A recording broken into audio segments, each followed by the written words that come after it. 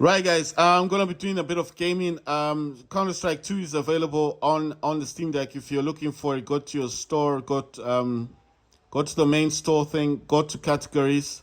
Click on. If you get on categories, go to free to play, and then scroll the way down until you get this main list, and it's right in here. And if I can play the trailer for you guys, I'll just play the trailer now. For over 2 decades, Counter-Strike has offered an elite competitive experience, one shaped by millions of players from across the globe. And now, the next chapter in the CS story is about to begin. This is Counter-Strike 2.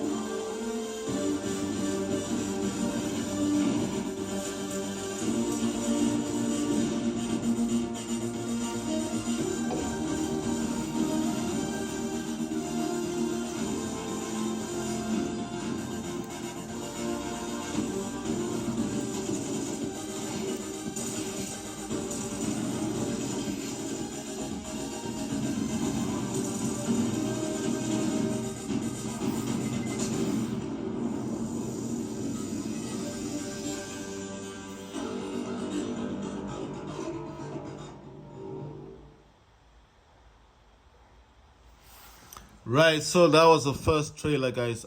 It's got 4 trailers. So the second trailer is this one. Counter-Strike is known for its visceral and satisfying gunplay. Now, firing a weapon looks pretty simple. You click your mouse, your character shoots, your target takes damage. But there's a lot more happening behind the scenes. In previous versions of Counter-Strike, the game only evaluated moving and shooting in discrete time intervals, or ticks, and time between those ticks didn't exist. For the most part, the experience was seamless, but sometimes those milliseconds between click and tick could be the difference between landing or missing your shot. That's why with Counter-Strike 2, we're introducing sub-tick updates. Now the tick rate no longer matters for moving and shooting, so the server will know the exact moment you fired your shot, jumped your jump, or peeked your peek, and the server will calculate your precise actions between ticks. So what you see is what you get.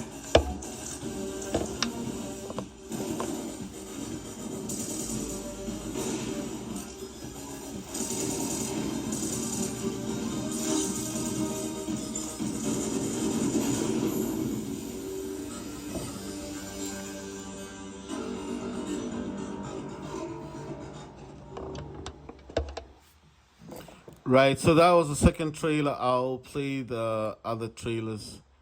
So like I said, if you wanting to get to this quickly, you need to go into store, then go to home, and then basically just go to free to play and scroll the way down, and you will find Counter-Strike 2, and obviously you will find it. It's like at the top of the list.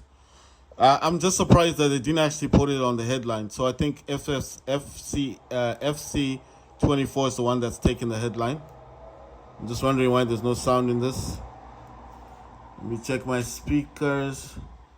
So sometimes it does disconnect. You see, that's why I always need this. Let's see. Let's see. I knew something was up. Right. With over 20 years of history, maps are a fundamental pillar of Counter-Strike. And in Counter-Strike 2, maps are getting a new look.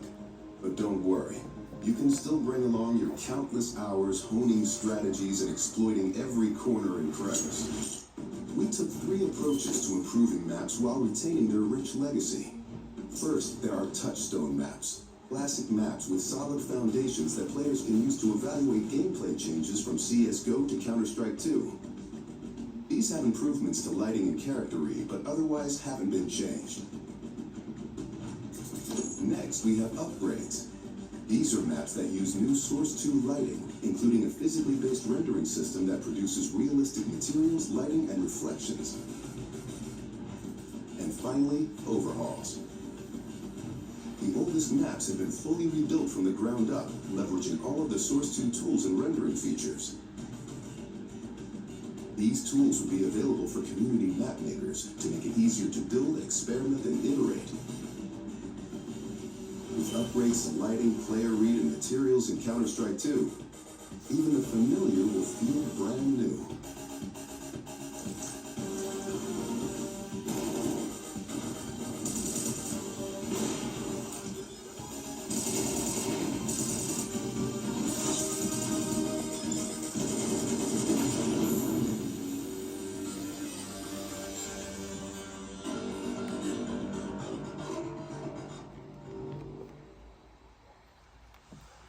Right, so that was the other trailer, guys, and I'll play you the last trailer.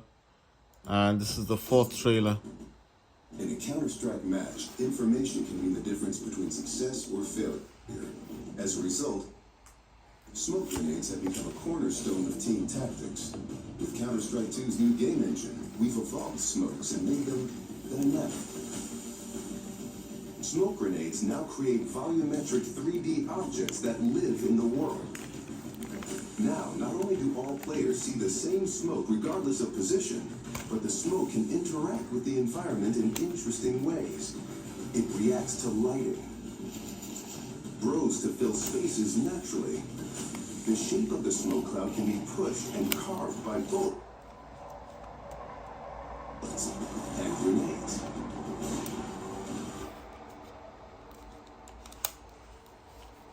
That's weird. In Counter-Strike 2, smoke grenades provide even more tactical opportunities. They're just going to look and... You know what's weird? Every time I remove my Joy-Cons, right, it stops. Check this out. I'm putting my Joy-Cons on the Switch because I'm noticing like it says stopping there. I don't know why. Then it's not even working with Joy-Cons. That's weird.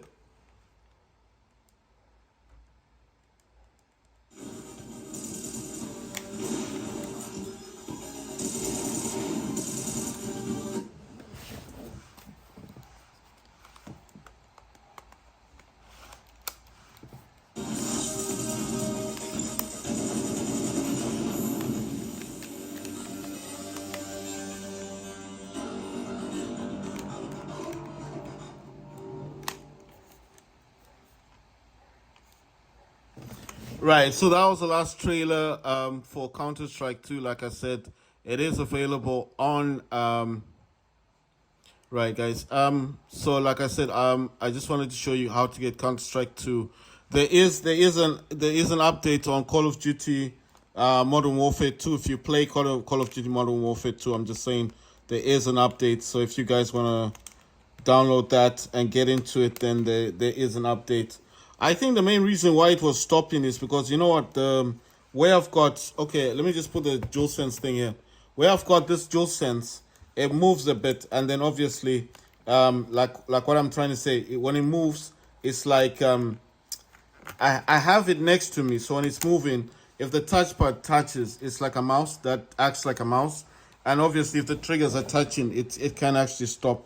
So I think it may have stopped something in there. I'm just noticing in this game I'm trying to play, it's not responding to my Joy-Cons. That's why I was disconnecting the Joy-Cons, trying to get it to work.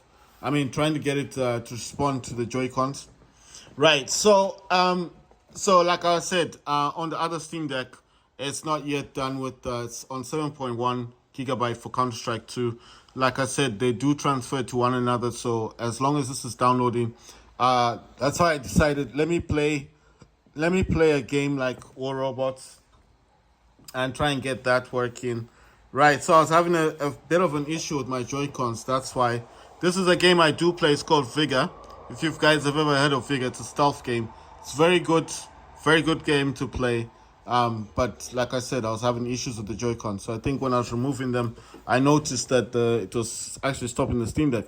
But the Steam Deck itself shouldn't be bothered by that, because I'm just like, I mean, I didn't enable Joy-Cons. You know, in the settings, you can go into Steam, go to settings, and allow it to actually work with Joy-Cons. So I'm just like, how come this is happening?